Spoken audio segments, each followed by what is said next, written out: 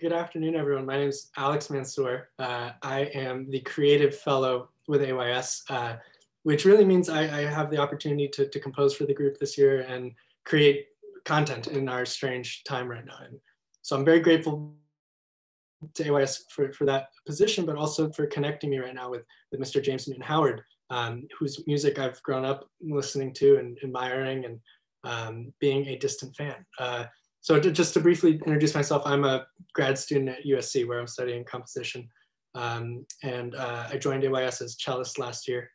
Recently, our AYS listeners might have heard a piece of chamber music I wrote for myself and our concertmaster Galia Kostner called 1,000 Cranes. And this afternoon is really an invaluable opportunity for me to ask Mr. Howard some questions about film composing and writing to picture, narrative, and all sorts of things. So to briefly introduce him, Mr. Howard has scored over 100 films, has been nominated for 8 Academy Awards, and most recently nominated for a Golden Globe and BAFTA for News of the World, as well as just scoring Disney's Raya and the Last Dragon, which is in theaters and in your homes now on Disney+. So Mr. Howard, thank you for being with us this afternoon. Thanks for having me. Nice to be here and nice to meet you. I'm curious to start maybe with how you've been doing during this pandemic. And I'd like to just say I'm grateful that you're with us because it strikes me as a really busy time in your career and that the pandemic has not slowed you down really whatsoever. And so I guess I would just be curious with starting what it's been like to score these huge movies from suddenly a much more challenging social kind of community. What has that been like? Actually, you're kind of right. I mean, the pandemic, well, it's affected me on a lot of levels, as it has all of us. But I would say professionally, the biggest challenge, as you so astutely pointed out, has been just the recording process. My composing environment is very small. It's very intimate. I have 2 assistants. As soon as the pandemic hit, we shut down the studio for a couple of months. The cutting room for News of the World, I was about a month away from recording, shut down, and I had not started writing Raya yet. So I just when I came back from the 2-month shutdown, Paul Greengrass, who was in London, and I, obviously here in Los Angeles, through a long process of demo making, we continued our conversations and just honing the music. And in the last four weeks before we started recording at the end of June, it was pretty normal for me. I would show up to work every day at 9 in the morning, and we were all masked. And at some point we would have a conversation with Paul, usually, not too much later than 9 because it's 8 hours later there. But to make a long story short, because of COVID, we were only allowed to put 40 musicians in Abbey Road Studio 1 in London. I stayed here in Los Angeles. We recorded remotely, which is it's not unusual at all to do that. I certainly prefer and usually am on the stage with my musicians because I love seeing them, they're friends, and I love being there. I can impart a lot more stuff than I can remotely, although, we all got better at remote recording really quickly. And I would say there are kudos to the engineering in the London side of things. And also when we did Raya here, we were actually able to record Raya at Sony. Sony had opened up by then, but then only 40 musicians. So everybody's socially distanced, different kind of engineering requirements. We had a big action sequence. We would do 1 pass of all the strings, and then on another session, we would do another pass. So we would have 80, it sounded like 80 people playing. We did the brass separately, the winds separately.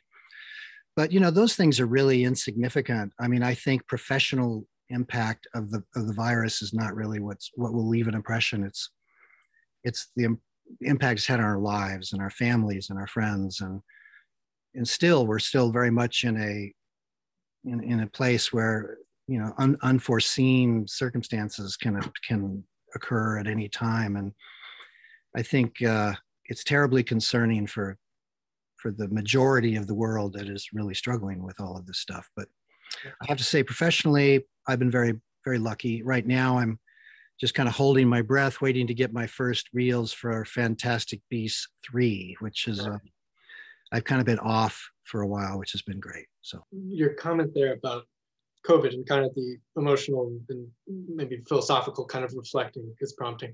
You were saying at Abbey Road, you were doing News of the World, which I was able to watch recently. And that film, in terms of, you know, a character piece and a smaller instrumentation and more very emotional music to my ear. Were you thinking of that at all? You know, these characters kind of experiencing forces of nature and narrative conflict as well. But was that, were you in any way kind of thinking about the significance of our own moment as you were hearing that music played back remotely? Well, I would say, you know, it occurred to me certainly the coincidental dynamics of what was going on there, people trying to survive in a very broken world, tremendous disparity of ways of life and political views and all the struggles that are occurring. I don't think it, and I would talk to Paul Greengrass a lot about that because he was seeing the same thing. You know, I met Paul face to face one time only. That was on the set in November of 2019. Still haven't seen him again. So nobody could have known, you know, what we were ready to embark on. But I certainly never intentionally tried to write about that. I think it can't have but helped make the score, I don't know, somehow more relevant, or just make us all appreciate being able to work again and being able to work with musicians and have live music and, you know, all those things that we can take for granted, we weren't taking for granted. And so I guess in that regard, maybe there was another level of appreciation that occurred, but certainly no intentional storytelling on my part. No, of course. Another thought that occurred to me when you were talking about the sort of fractured recording of brass, for example, winds, strings, practically, right, it was a response to COVID. But I guess I was curious if having those stems separate was at all creatively helpful in terms of the control it gave you in mix and, you know, to do some creative stuff. And does that occur ever, you know, outside the pandemic, just in terms of giving the studio and the editors more ability to kind of play with different variations, or is that pretty unheard of? Usually you want those 70 people in the same room and it to feel like a symphonic, you know, performance. Well, you know, striping or doing one section at a time is really very common.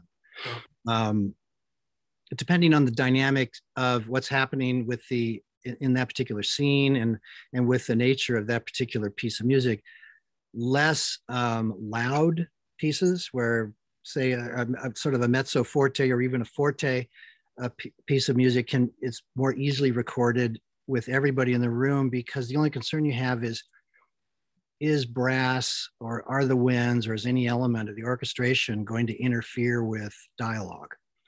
And so at times, if there's any danger of that, it's very helpful to be able to have the brass play out to their full dynamic and have them separate, so we can just pull the brass down in places.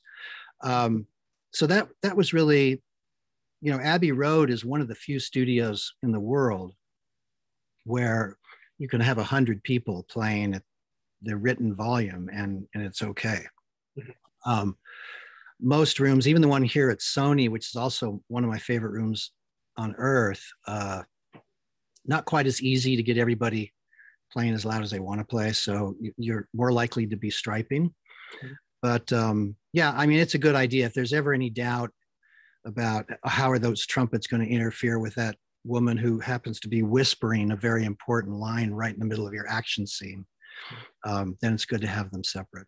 That brings me to another point. So maybe we can back up for a second, but I wanted to ask you about spotting generally, and I'm just going to define for our audience something. So when I say spotting, I'm referring to when the composer and the director get together to talk about where music is going to start and stop. And one thing I'm really curious about in your approach is how you think about spotting from a thematic perspective in terms of I struggle with knowing how much or how little to repeat something. And I find that your scores are wonderfully melodic and memorable in those tunes. But I often, at least, am receiving the note that don't beat it over the head, and to what you just said, coupled with that, does that ever conflict? Does your spotting inclinations ever conflict with something else that's happening in the narrative in terms of sound design or dialogue? It's a protagonist's heroic moment for the brass to play,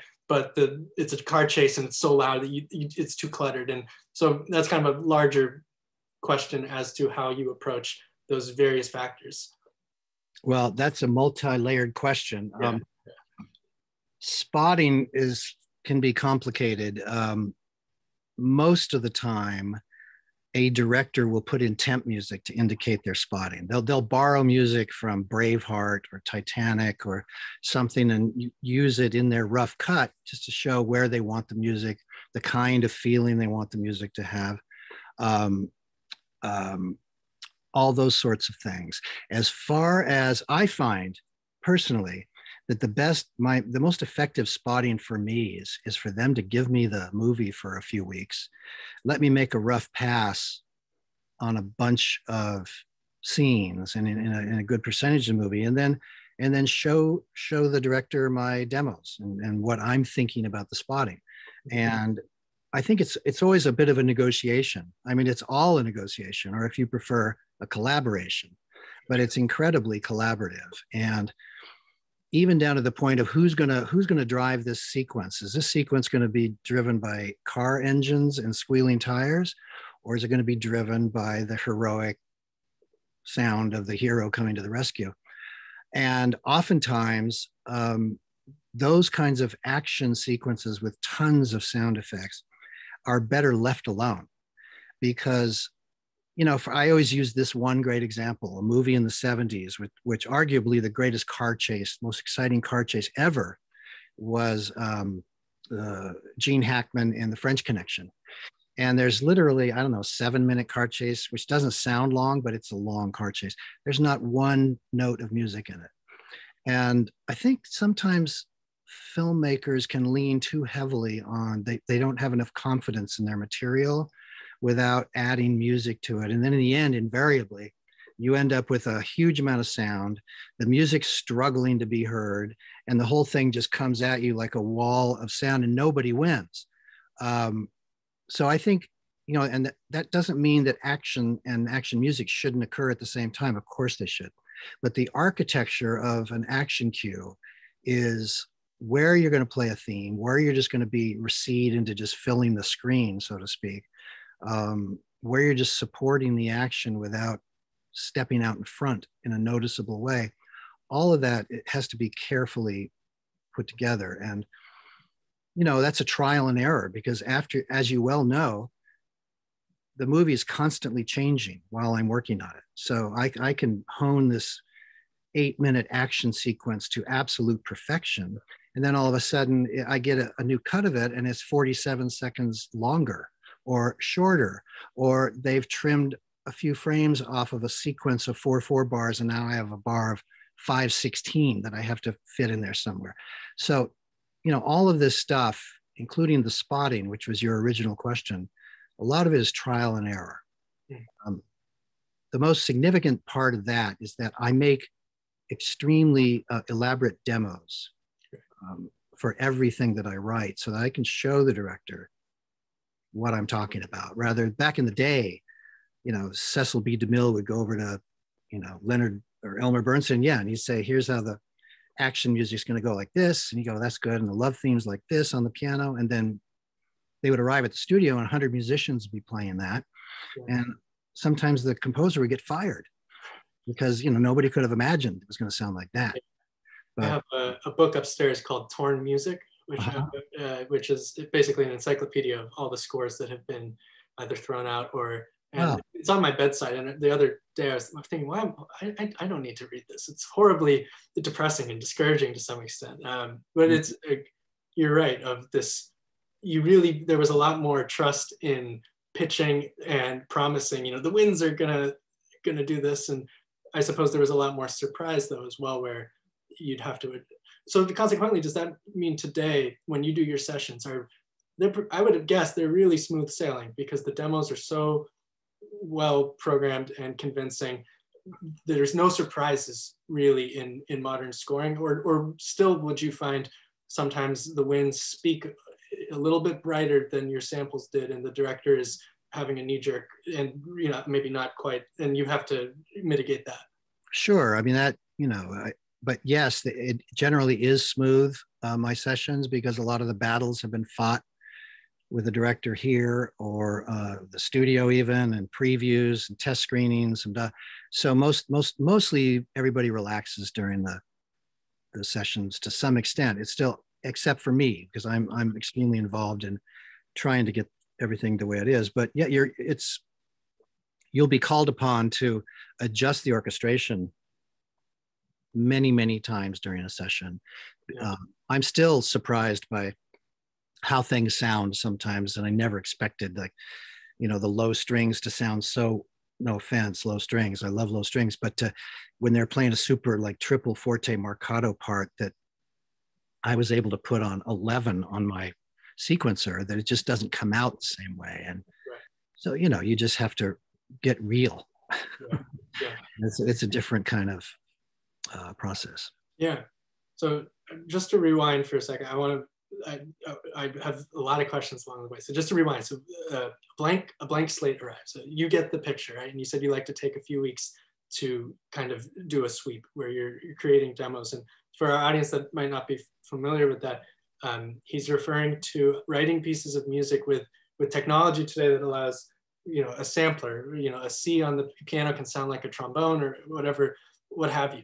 And one thing I wanted to ask you about is your process when you're writing that music and how often you are playing into the sequencer and improvising or maybe creating a piano pass that you then orchestrate, as opposed to the older kind of more traditional approach you were describing of I'm going to sketch this out. Something I struggle with is some samples sound really good at doing certain things, and I might be inclined sometimes to use that attack or sustain or whatever it is because it sounds fantastic right off the bat and there's an instant gratification there. Also, I'm doing things where I don't have the money ever to record it later, so there's that element to it. But I guess my question is, how do you compose in a way that you don't let the demo process dictate your musical choices? And how often are you afraid of this doesn't, I can't mock this up terribly well, but it's going to sound fantastic when it's played by real players? And are there relationships with filmmakers that you can ask for that latitude and that trust of just wait and you'll see? Another broad kind of question. Having nervousness about my composing being limited by the ability of my samples is definitely a trap, and I've probably lived in that trap for the last 20 years. I think I've managed to work around it a lot of times. I don't ever have a situation where I have to say to somebody, trust me, this will sound good. I have to figure out a way to make it sound good. And granted, I have, at this stage of my career, an extraordinary array of samples that maybe not everybody has. Hans Zimmer and I, especially Hans invested millions of dollars into creating samples from the London Symphony that he uses, and that I invested a smallish amount, but I use as well, with the caveat that we promised the LSO we would never use them exclusively, that we would always use live musicians, and we've very strictly adhered to that. Let's see, what was the first part of the question again? Because I want to get it all right. Well, I guess let's think of it as like we're walking through, like you're scoring a movie, and the picture arrives, and it's do you get a copy with the temp in, or do you ask for a completely, okay, so you have some spotting suggested for you, and maybe nuts and bolts. Do you start within the dot, or do you ever do pencil sketch? I do both. Yeah. and my theory is the same one I espouse all the time, which is once you've read a script or had a meeting, in all likelihood, well, in my case, I'm hired way before the film is even made. Right. So I really love composing music without the picture on, because I think a lot of young composers start with the picture and they end up writing very episodic kind of jagged edge note. They're a very bad feeling of continuity because they're trying to, they don't get 6 beats into the movie before all of a sudden they have to hit something. Yeah. Or have a chord be in sync with somebody opening the door. And that whole lovely bit that they were writing now has to come to an end. So they never have an opportunity to take that lovely bit and make it a 90-second piece of music.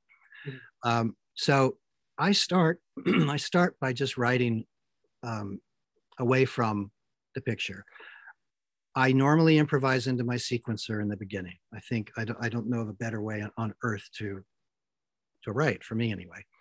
And I think what I've become better at is understanding when I've played something that has some worth, that I think, oh, that was worth playing again. At that point, I go over to my easel and sketch out whatever thematic bit or da-da-da-da. I'll do as little sketching as possible, quite frankly, because I'm anxious to get back to my sequencer and make that good piece twice as long. And then perhaps after I've written something that is substantial, and when I say substantial, I mean 40 seconds. It can be a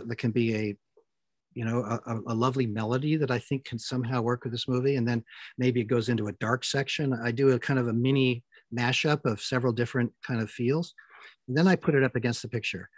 But back in the day, I used to do all my own sketches for orchestration. And it took me so long that once the Avid came along and a film could be digitally completely reconstructed in an hour, and they are bent on doing that. So, when you're scoring, you're getting new versions of the picture. So that's just, I enlisted the help of a couple of wonderful orchestrators. I've been working with a number of them ever since. And frankly, they're better at it than I am. So when I used to hear, God rest his soul, Morricone criticize Hollywood composers because they didn't do all their own orchestration, I never heard Morricone do a Star Wars score. I never heard, he was great at what he did, right. But I thought that was unfair, right. Because I think it undervalued the value of the worth of a real great orchestrator in a very complex piece of music. Sure. But anyway, I didn't mean to get sidetracked. I think I answered. It sells short the orchestrating, for example, that you are doing every step of the way in your vertical. You're really treating the DAW as a score, and then it's a matter of small decisions, copying. I don't know, if that makes sense. Yeah, I mean, I would say that the couple of aspects of my composing, which first of all, I never studied composition, so I'm sure anybody who wanted to could come up with all kinds of things, shortcomings in my composing. But where I see it is in lack of counterpoint and sort of limited aleatoric writing. Because I think if you look at somebody like, what's the guy's name, Haas? George Friedrich Haas. Do you know him? Yeah, the name. I wish I knew the music better. Well, go look at his second string quartet, and you look at, every bar has like more mathematical problems in terms of trying to count dotted 64th notes. And there's so much accuracy and so much intentionality about what he wants every note to be. The only way to do that, I think, is on paper. Right. And so I don't do that. It's just not what I do. And I think that if I'm a fast composer, and that's another habit I've gotten into.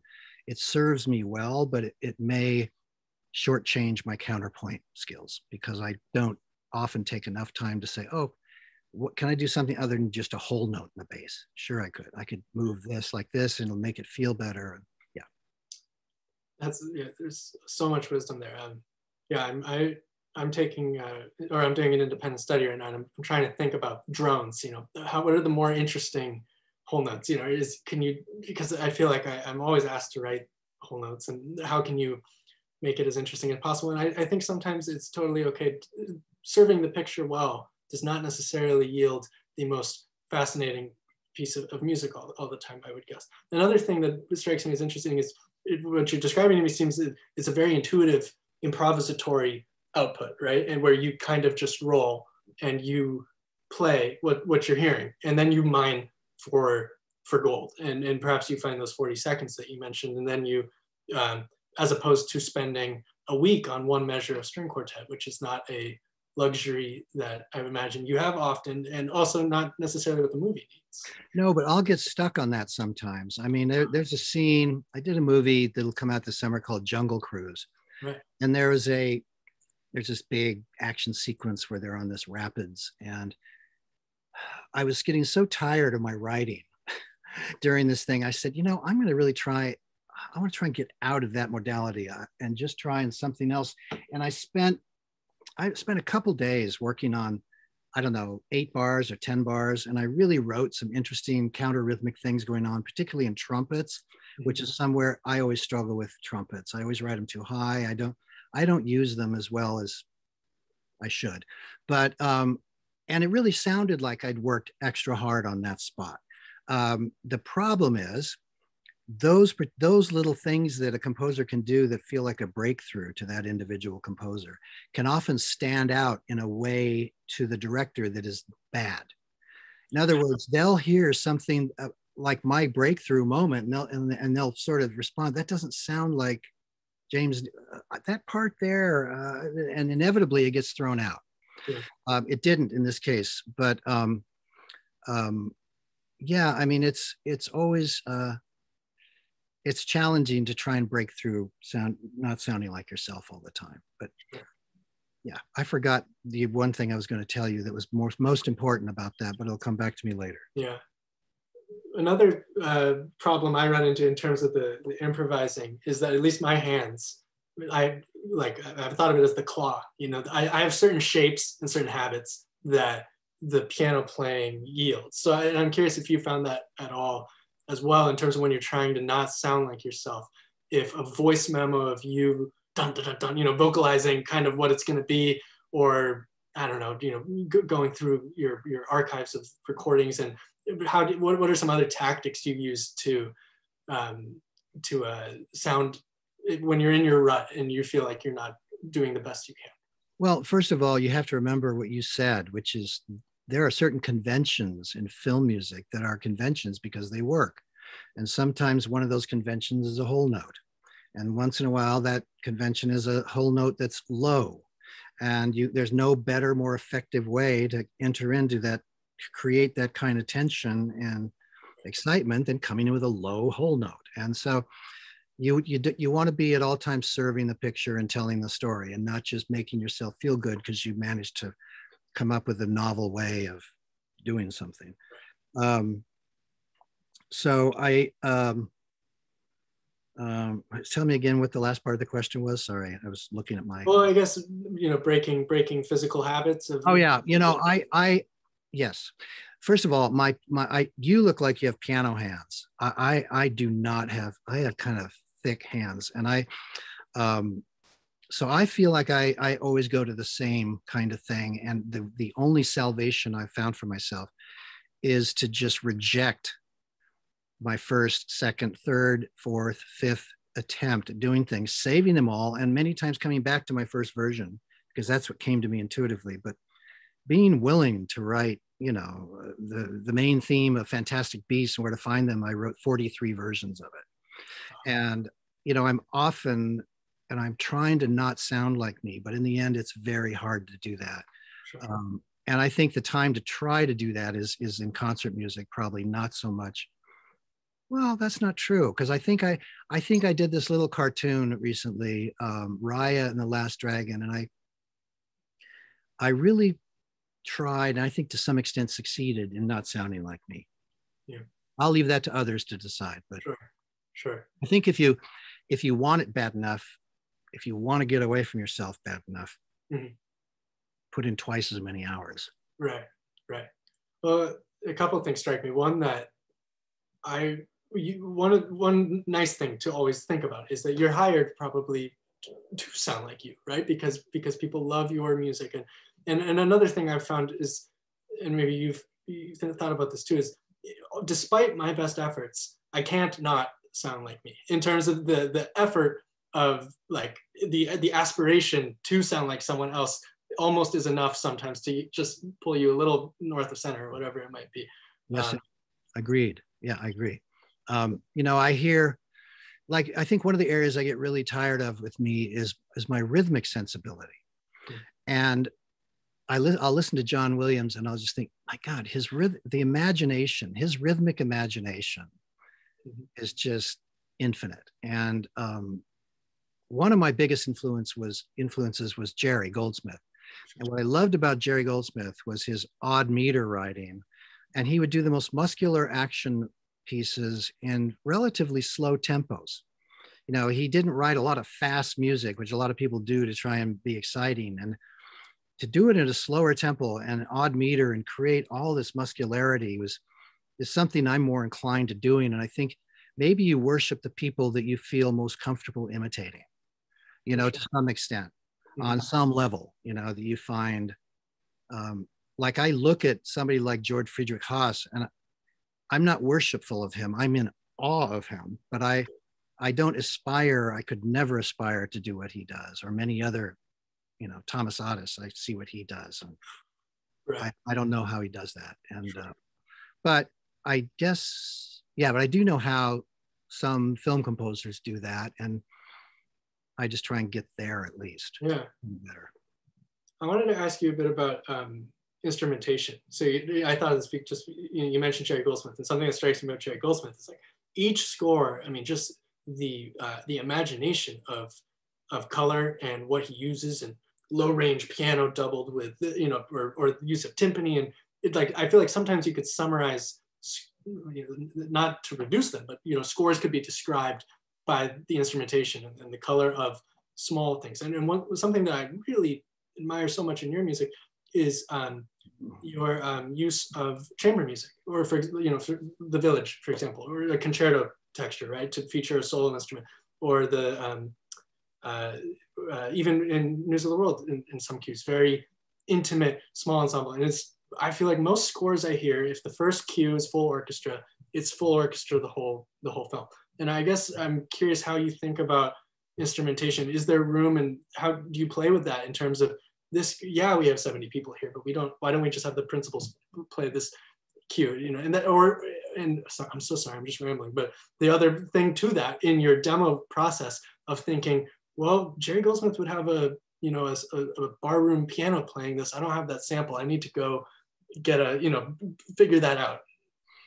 Well, I think the initial impulse is that, you know, when you have it's easy to hide all your mistakes when you have a lot of people playing, you know, to me. I mean, you have like 50 string players, and it's gonna produce a lot of sound, and it's, to most people, to 99% of the people in a theater, it's going to sound fine and effective.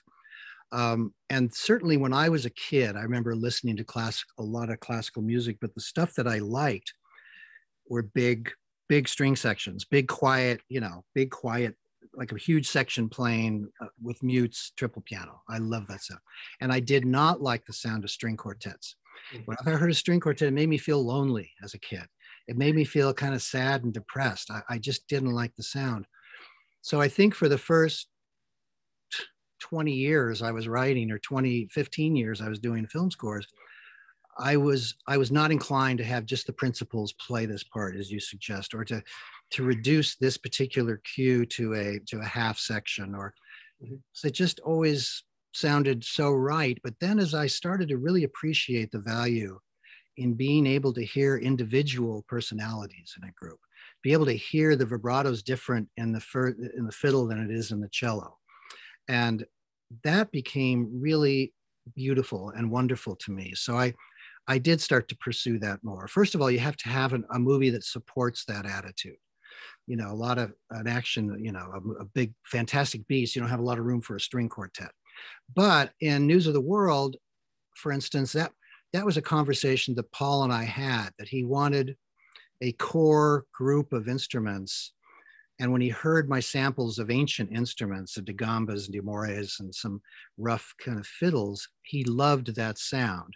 And so that was the first thing that, and I happened to write a couple of melodies that were kind of like hymns, really, and like old 19th century Baptist church hymns. And they sounded great with just fewer players. So, you know, again, I think it's whatever serves the music best, but I'm certainly way more willing now to work with a much smaller group in the midst of a big orchestral score. That doesn't worry me anymore. Sure.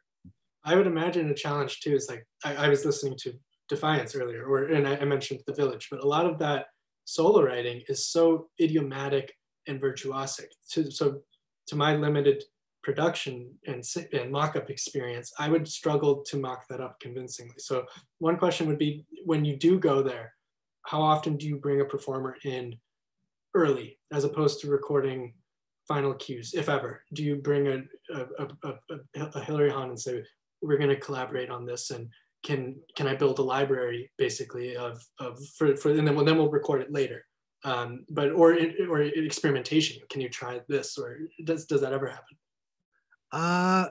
I know what you're saying, and it's tempting. I mean, it's very tempting, and I may have done it, and I just can't think of it right now. Sure. Certainly didn't do it with Hillary. Yeah.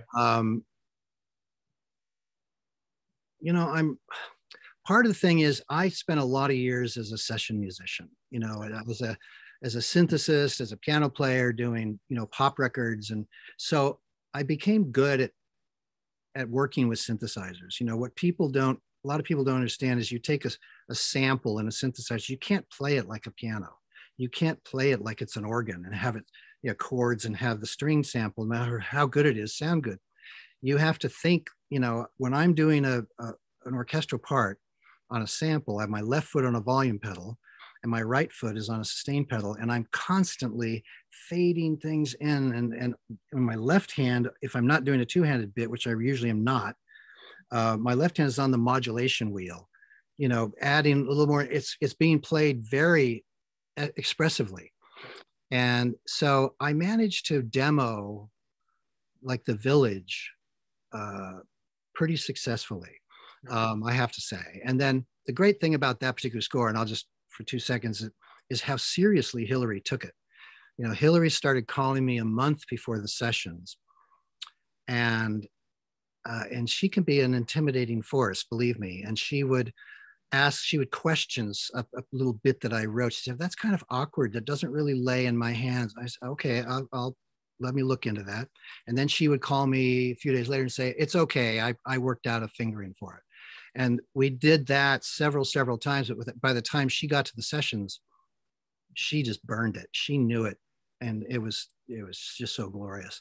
I felt that that in Defiance, the violin playing was not nearly as virtuosic. It was more, and he also, I mean, I listened to it recently, and Joshua just, wow, what a sound he makes. So I don't know what I'm trying to say, but I'm just one of the best feelings in the world to hear those solos played just after. Well, it's a testament to your ability to demo, in the sense I often hear people calling it, you know, you program it, but what you're describing is really performing each part, and you're performing it.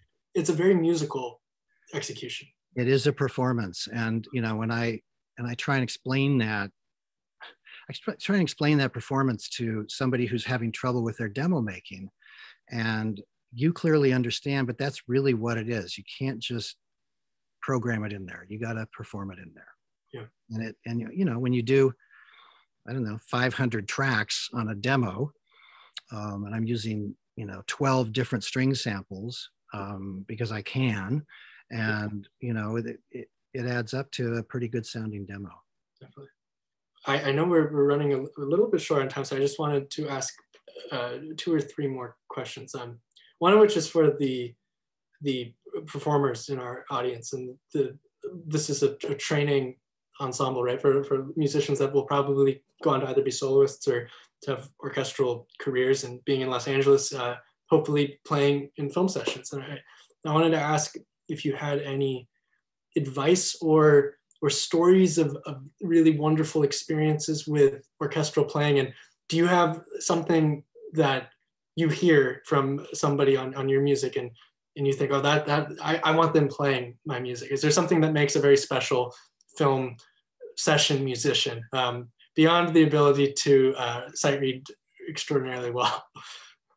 Well, of course, it's the artistry of every individual out there who they have resumes that are, you know, they were.